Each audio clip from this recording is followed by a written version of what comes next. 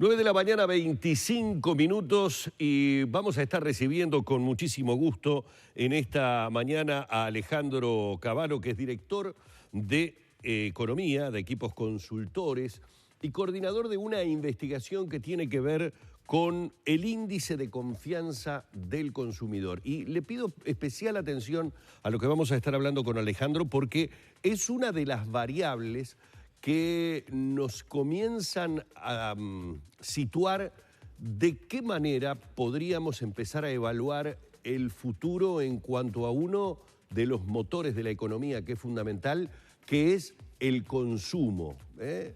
Nosotros hemos estado hablando de eso porque a partir del 13 de marzo Uruguay está viviendo una situación excepcional y esta encuesta que ha medido ese índice de confianza del consumidor comienza a percibir o a notar los resultados que genera el confinamiento, la cuarentena de esta pandemia. Primero que nada, buenos días y bienvenido, Alejandro, un placer tenerte aquí. Buenos días, Humberto.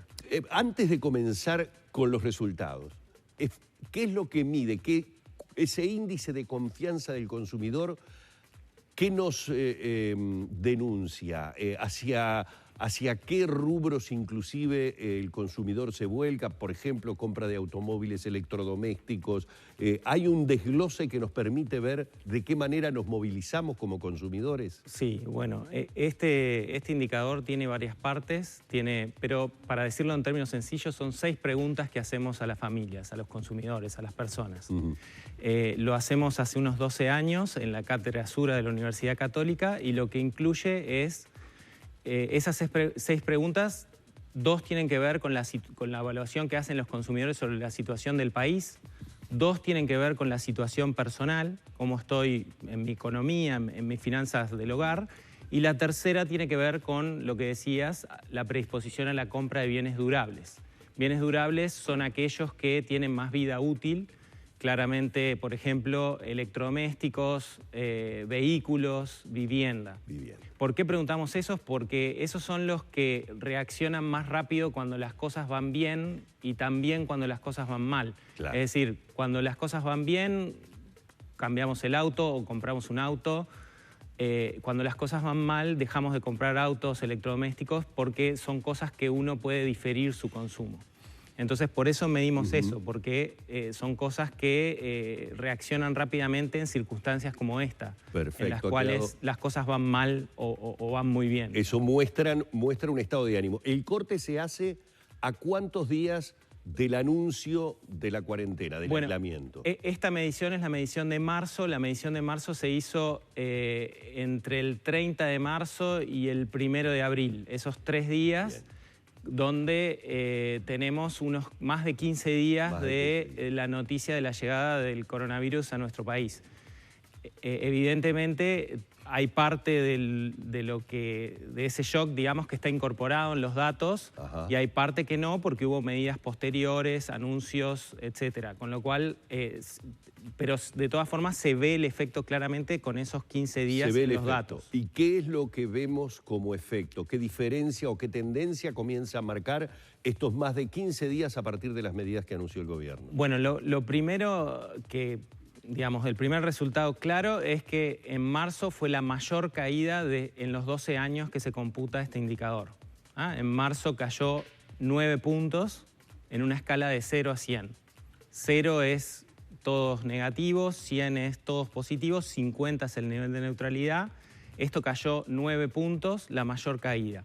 Pero a pesar de que fue la mayor caída, no se alcanzó el mínimo de la serie. El mínimo de la serie es de 39 puntos y estamos en marzo en 41. Un poquitito arriba de ese mínimo. Muy poco si tomamos en cuenta que los efectos tenían 15 días. Es decir, uno podría presumir, habrá que verlo, los números lo dirán, pero podría presumir que si el corte se hiciera hoy, allá más de un mes y medio, y con las aperturas tan lentas y paulatinas que se va haciendo, probablemente ese mínimo se alcance. Bueno, no lo sabemos, pero probablemente tengamos mayor caída del indicador a partir de la incorporación de más información de las últimas semanas. Sí. De hecho, nosotros esperábamos una caída mayor en el índice que la que efectivamente se produjo. Ahora, si recibo como información esa caída, ¿puedo deducir entonces que el comportamiento del consumidor me está indicando de una retracción muy importante o por lo menos de que el consumidor no está pensando, por lo menos en estos 12 años que vienen realizando el estudio, no está pensando en el consumo de la manera que lo estaba haciendo? Bueno, ahí tenemos que ver la evolución de los distintos indicadores. Si miramos al interior, las 6 preguntas que decíamos al principio, si miramos esas preguntas, vemos que la que cayó más por lejos, digamos, es la que decíamos de predisposición a la compra de bienes durables.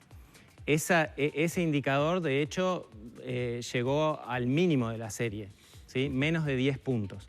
Ahí es donde vemos claramente el efecto del coronavirus.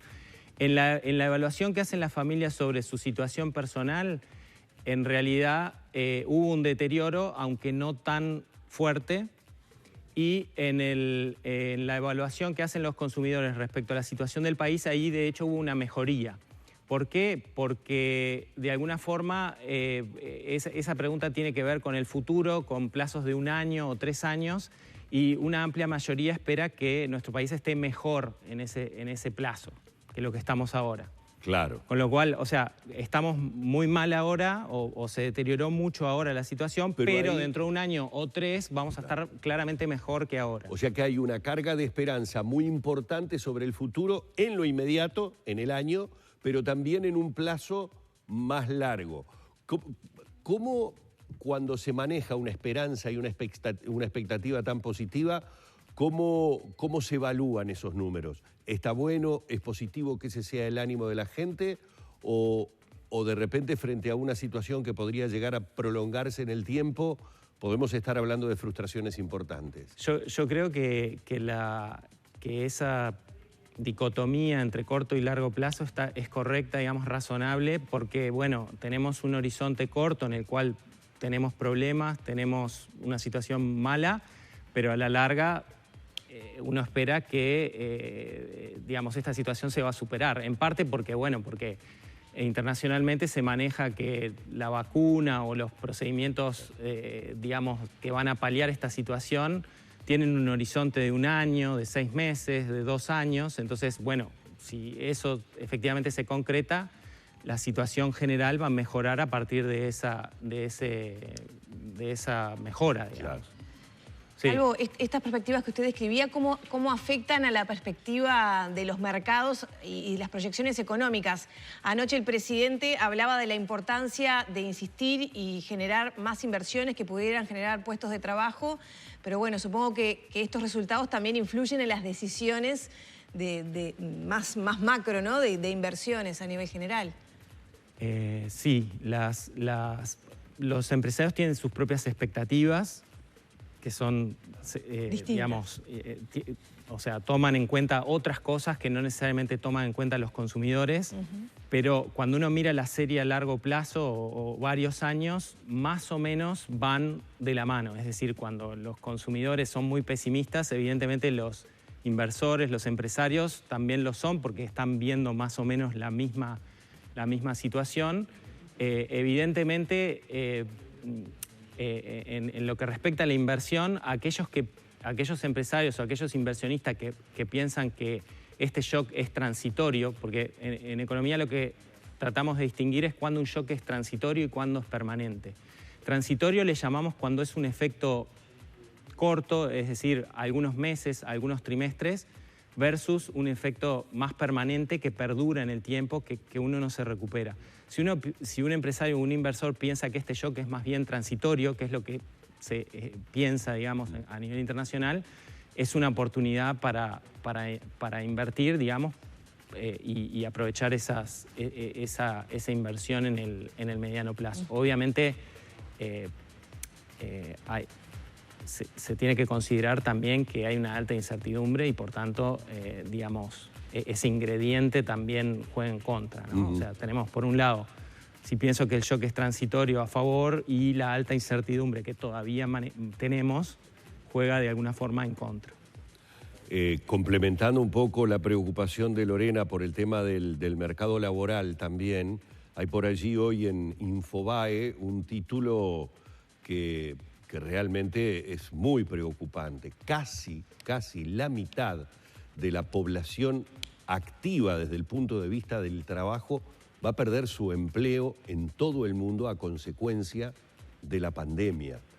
Hay cifras elocuentes en lo que han sido los millones y millones de pedidos de seguro de desempleo, por ejemplo, en los Estados Unidos, pero así ha sucedido en muchísimas partes del mundo. Uruguay lo ha sufrido con una inédita solicitud de decenas de miles de personas en seguro de paro. ¿Existe un temor?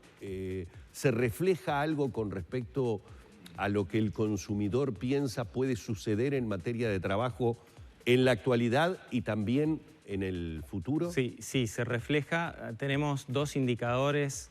Además de las 6 preguntas sobre confianza que forman, digamos, la confianza del consumidor, tenemos otros indicadores que se miden, que tienen que ver más con el mercado laboral. Concretamente, medimos las expectativas que tienen las familias de desempleo y hemos visto que ese indicador tiene una correlación o se mueve muy de cerca con la tasa de desempleo, ¿sí? Y ese indicador, de hecho, adelanta la tasa de desempleo. Es decir, cuando la gente espera más desempleo, a la corta o a la larga tenemos más desempleo. Esa situación. Sí, se da.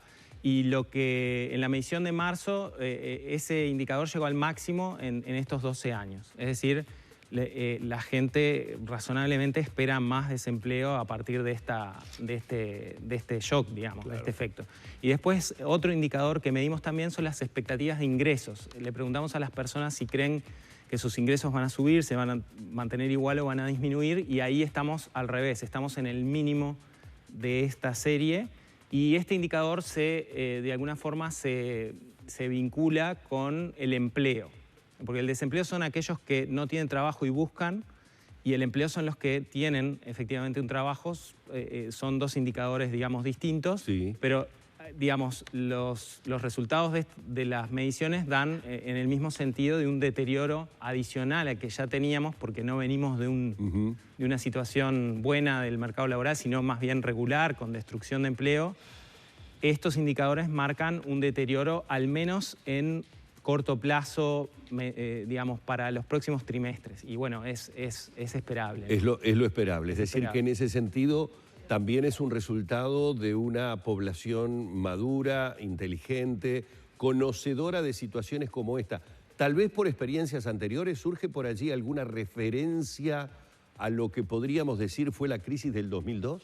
Bueno, el indicador de confianza tal cual se mide ahora, que se mide igual que a nivel internacional, no se medía en esa época. Claro. Pero tenemos otros indicadores o podemos de alguna forma inferir o tratar digamos, de estimar dónde se hubiese ubicado la confianza para atrás. Obviamente es una estimación, pero nosotros pensamos que el indicador de confianza en la crisis de 2002 habría estado mucho más bajo de lo que está ahora. Mucho o bastante más bajo de lo que está ahora. Con lo cual, yo creo que está esa percepción que decíamos de que se evalúa muy mal la situación actual, pero hay como una expectativa de mejora a un plazo un poco más largo, que tiene que ver con lo que mencionabas antes, claro, de una salida de esta situación en un plazo un poquito más largo. Alejandro, ¿se desprende algún otro dato que te parezca importante destacar? Todo lo que hemos recorrido, mercado laboral, expectativas, visión de país a mediano, corto y un poquito más largo plazo, me parecieron datos realmente muy relevantes, en especial cuando nos decís que muchos de esos datos anticipan los que realmente después se terminan concretando, es decir, que por decirlo de una manera popular, ese olfato de la gente se termina corroborando o confirmando en los hechos. ¿Hay algún otro dato que te parezca sobresaliente? El otro dato que estuvimos viendo, que me parece interesante, que de alguna forma explica por qué la confianza no cayó tanto, tiene que ver con el hecho de que la población evalúa muy bien la gestión del presidente. Y en el pasado, la evaluación presidencial tiene una correlación alta, es decir, se vincula mucho con la confianza. O sea, cuando hay una evaluación muy buena del presidente, ya por méritos propios o no, Sí. digamos. Sí, claro. Hay una buena evaluación, Claro. la confianza también está bien, digamos. Y cuando la evaluación del presidente es mala o regular, hay un deterioro en la confianza. Entonces, sin entrar en los por qué, digamos, sabemos de esa relación y probablemente la confianza no haya caído tanto para no despegarse de esa buena aprobación presidencial. Claro. Es decir, si hubiésemos tenido una peor evaluación sobre la gestión del presidente, probablemente la confianza hubiese caído más, ¿sí? De alguna forma, la opinión que tienen los consumidores sobre la gestión del presidente sostiene buenas expectativas a futuro de la situación financiera personal y económica. Entonces, esa es una relación que también es interesante seguirla porque, bueno, mientras se mantenga esa confianza o esa aprobación sobre el presidente, la confianza se sostiene.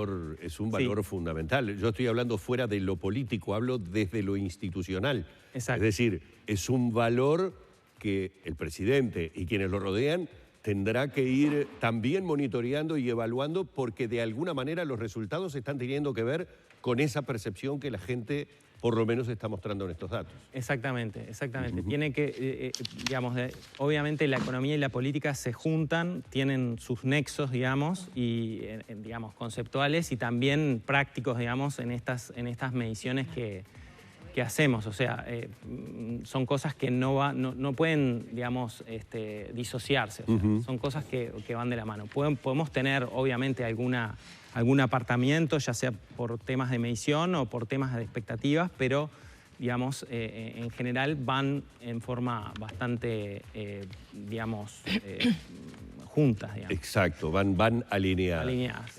La verdad que interesantísimo todo lo que Alejandro Cavallo, director de Economía de Equipos Consultores, el coordinador de esta investigación en particular sobre el índice de confianza del consumidor, nos ha manifestado. ¿Sí? Con la Universidad Católica. Con la Universidad En la cátedra Católica. Sura de la Universidad. Exactamente, es parte de la cátedra, bien hecha la aclaración por parte de Alejandro. ¿El próximo corte? Bueno, ahora en estos días estamos midiendo la confianza del consumidor y el reporte, bueno, demora entre procesar y analizar y sacar el informe unos 15 días más o menos. El índice de ventas de vehículos siempre ha tenido como una importancia adicional, es decir, nos hemos acostumbrado los ciudadanos, no sabemos muy bien por qué, pero que esa evaluación que se hace de la cantidad de unidades 0 kilómetro que se venden por año le permiten a quienes son los entendidos en la materia visualizar determinados tipos de comportamientos en la economía. ¿El rubro automotor ha tenido una caída más significativa que vivienda, electrodomésticos o algún otro? ¿O sigue teniendo como esa preferencia en el consumidor? No, el rubro automotor es de los más golpeados en esta crisis. Es un bien durable, lo que decíamos al principio, y tenemos tres factores que impactan en eso. Primero, que el tipo de cambio que incide había subido antes de la llegada del coronavirus, subió en febrero, fines de febrero, principios de marzo, y eso ya de 38, 37 a 43, después 45. Esa suba del tipo de cambio normalmente está asociada a un impacto sobre la venta de durables y los vehículos claramente. Ese fue el primer impacto. El segundo impacto fue el cambio de preferencias, o sea, prioridades. O sea, antes de la llegada del coronavirus teníamos una situación posterior, muchos bienes dejaron de ser prioritarios a favor de alimentos, bebidas, productos de limpieza, etc. Con lo cual, el cambio del auto, la compra, queda diferida. Y tercero, tenemos un efecto, lo que llamamos un efecto ingreso. Es decir, si yo espero perder mis ingresos o aumenta la incertidumbre respecto o digamos, tengo incertidumbre sobre si efectivamente voy a lograr conseguir esos ingresos, también voy a diferir o voy a postergar compras de este tipo de bienes. Entonces, esos tres que son los determinantes digamos, de cualquier decisión de personas o de familias, van en contra de ese tipo de bienes, con lo cual, sí, obviamente, es uno de los mercados más afectados. Más afectados. Muchísimas gracias, Alejandro. Ha sido un verdadero placer. Hemos estado dialogando con Alejandro Cavallo. Vamos cerrando por aquí la entrevista y váyanse preparando que ya viene en minutos nuestra fisioterapeuta de cabecera, que no sé si hoy nos pondrá a hacer ejercicios. El otro día dejó pendiente el de la pelota. Le pedí que la dejara y no la dejó. Hoy la trajo.